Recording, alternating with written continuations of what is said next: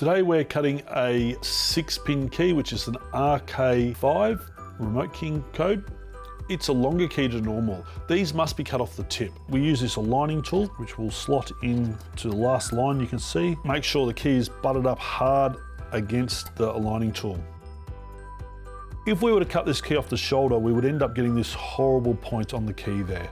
So what we must do on the longer keys, all the longer keys which are 6-pin keys must be cut off the tip. Press single standard tip B decode.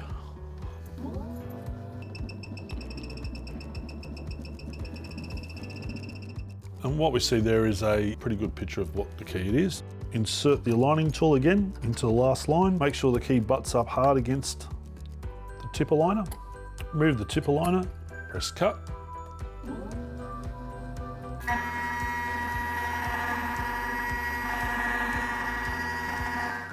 Okay, so there what we have is a perfectly cut key, and you can see the difference between if we did it off the shoulder, the horrible point, to versus if we do it off the tip. So always remember the longer keys must be cut from the tip.